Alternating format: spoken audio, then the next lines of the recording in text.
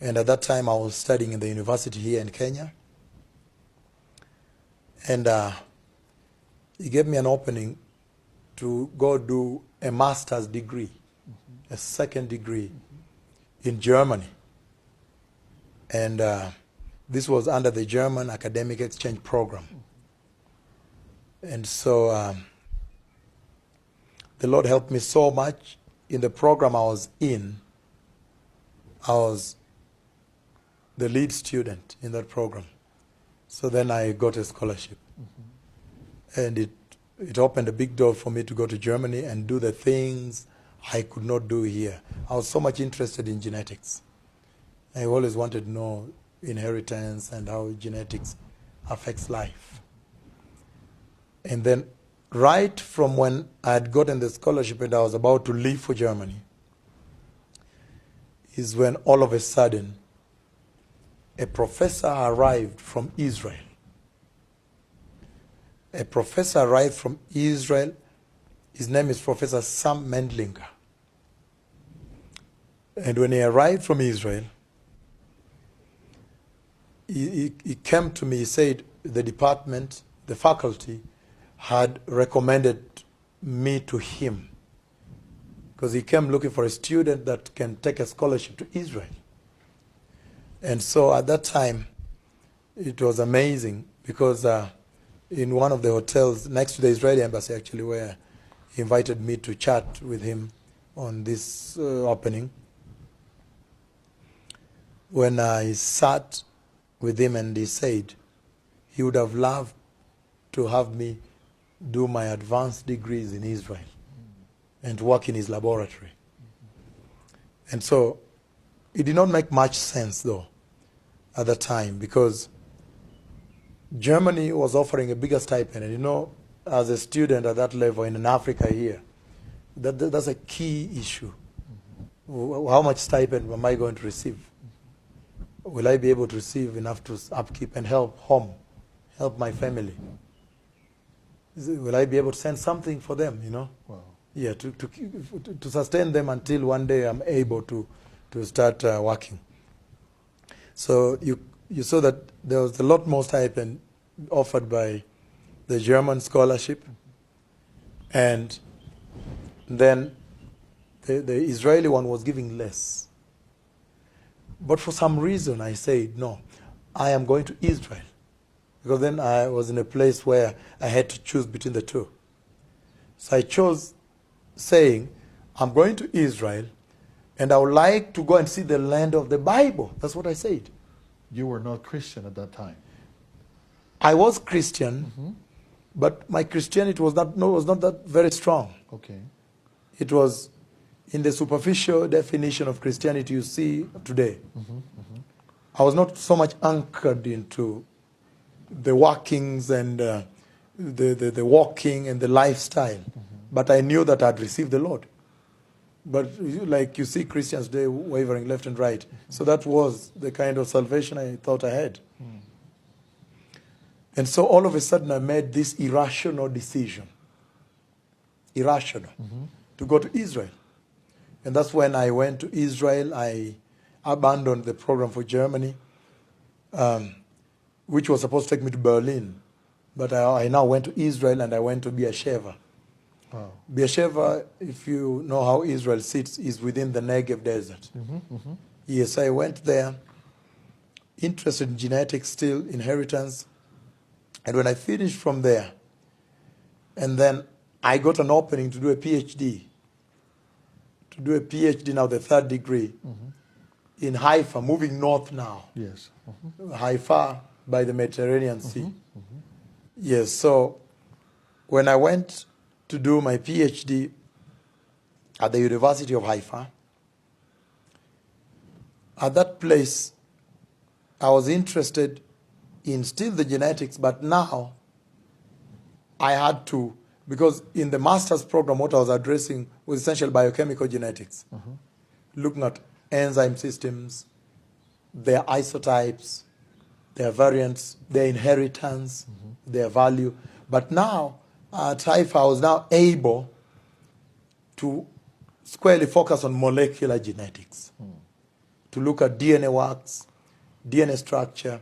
And if you remember very well, that was around the same time when there was a lot of investment globally.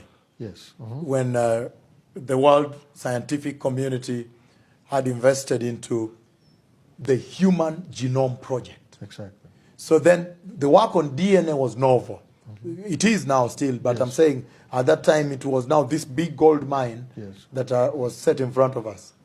And so, and see, most of that work still, even as I went into the PhD, was really basic, absolutely basic, because the issues that I was interested in, the challenge that I was interested in to examine was the structure of DNA. What is the composition of the sequences, DNA sequences? And in trying to elucidate DNA sequences, to open up DNA sequences, we saw different segments, different zones. And the issue was, what are the relevance? You see, what is the importance, for example, of this ATG or GC, whatever, repeats Yes. on gene expression? You see, the ultimate is gene expression. Yes. How is the regulation of the expression of genes? So that then had pharmaceutical value. That then was now important. It can be used. It can be used to address real felt problems. So some of the techniques that were on the ground were really so primitive, I can say so at this moment, because like rapids, which are like random amplified polymorphic DNAs. So polymorphism, you know, the study of DNA then was essentially based on polymorphism, meaning differences. So in looking at different regions, and another region, but then how do they translate into expression, into gene expression, and most importantly, how do they control the expression of genes? That's what can be used in addressing problems. And so at that time, I was interested in looking at a certain type of virus, which unfortunately then was a European virus. So again, we have transnational quarantine. You cannot import them in your laboratory. So then I got involved in doing some work in Germany eventually. Wow. Also still within the DNA project, and looking at DNA repeats. And I want to mention this, I don't want to go very deep into this, but in studying DNA, we were able to find that there are certain random repeats of DNA sequences. The value we did not know. Yeah. We did not know what they stand for. And then we are now the coding sequences, now the sequences that define the genes of interest. But only later. So polymorphism was the issue, to say that what is the difference between this human being and this person, or between this animal and this animal, or this plant, differences. Yes. Where there is a locus, base pair, they call them in base pair. There is one locus here, locus meaning where genes reside. Yes. One locus here and is absent here. So that is essentially key, because that is what is used in, for example, if there's a crime scene. Yes. If you want to come into a crime scene and you want to know who was at this site, so you use polymorphism. That's what you call the fingerprinting. So you see that this person has this pattern. Yes. And this person has this pattern. They will share a lot of genes that you see in the human genome. But then you will now find the difference in this person and this person. Yes. That is what defines this person from this person. So literally everything is based on polymorphism. Even the disease works.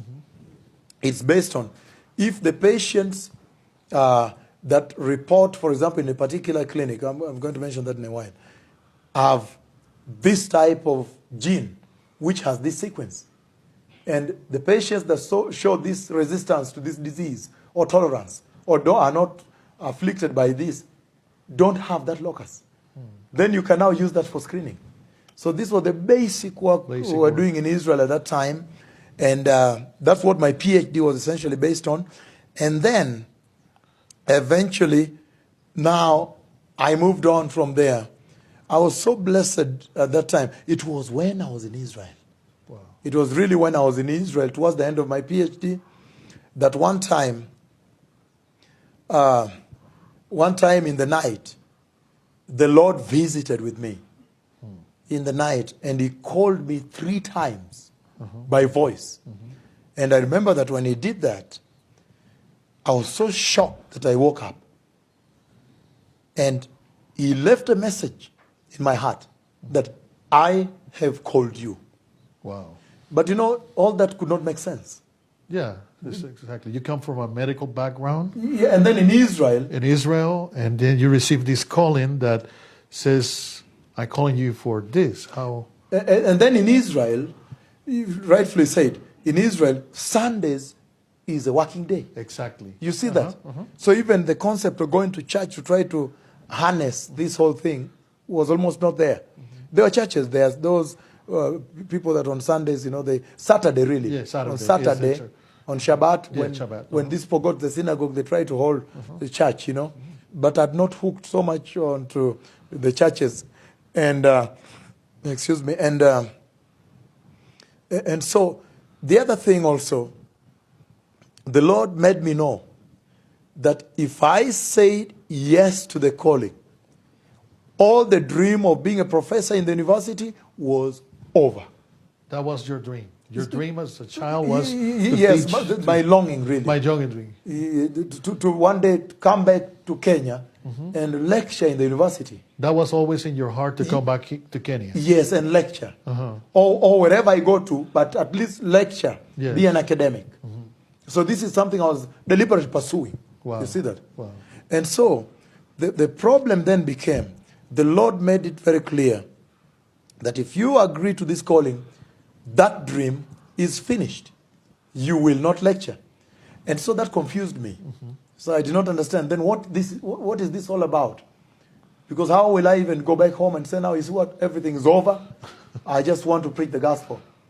And so, and then, as I was finishing my PhD in Israel, then the attempt was to run away from the Lord.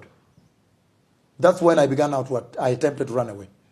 Because he made me know that if you will go into this, forget everything else. Just come and serve me fully. So the first thing to do was to run away. To say, I don't want this thing, shut my ear, just move on with what I'm pursuing. Because it will not make sense. How long you were in Israel? In Israel, that's a total, the PhD was 5 years, but I'd spent 2 years in Beersheba. So that's a total of 7 years. 7 years. 7 years in Israel. And in those 7 years, when the Lord called you? Year 6, year 7? In fact, towards between the 6th and 7th year, towards the end of the PhD, Wow. is when the Lord, is when the voice called.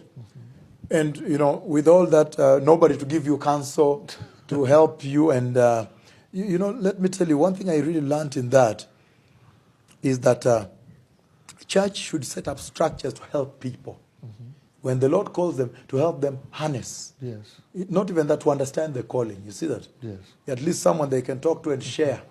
And then tell them, oh, if that is what has happened, then begin doing this and that, you know. And so, but when I was eventually leaving Israel, I was, the Lord, he was blessing me in his own way, in a very mighty way. I received an invitation. Before I finished, actually it was the last 1 year, which was very unusual though. I received an appointment actually to a place called CABM in New Jersey. That's the Center for Advanced Biotechnology and Medicine. It was part of the UMDNJ, the University of Medicine and Dentistry of New Jersey. And so that was one. And the other one was Center for Advanced Center for Pharmaceutical Biotechnology. So you see, somehow things were working well. And for me, I did not understand that. For me, it meant run away further. Yes. Now pursue your things and don't worry about this now. Well, because it's working this way now. Completely different change. I mean, you left Israel, go to the United States where it's a completely different lifestyle, completely different atmosphere. You thought that you were running from God. You thought that you were safe now. Yes, because actually the calling became remote. Because, you know, when you finish your PhD and then you go into environment where you start work. Yes. You see, you go into postdoctoral fellowship, you go into lecturing and all this. And then you get engrossed. I become deeply absorbed now. And the work was exciting. I mean, I thought this was also good for the Lord. Wow. Because looking at cancer, you know, Yes. different drugs, especially trying to design the future drugs. Wow. You see, because I went into an area which is called signal transduction. Signal transduction is essentially drug metabolism, which means understanding when I take this medication, what are the biochemical pathways that are fired up in the body. And then in that way we are able to develop drug targets. You see that? So the team I was working with essentially, by the way, I decided to go to Chicago instead of going first of all to UMD&J in New Jersey, University of Medicine and Dentistry. I went to the Center for Advanced Biotechnology. So pharmaceutical biotechnology, sorry. At that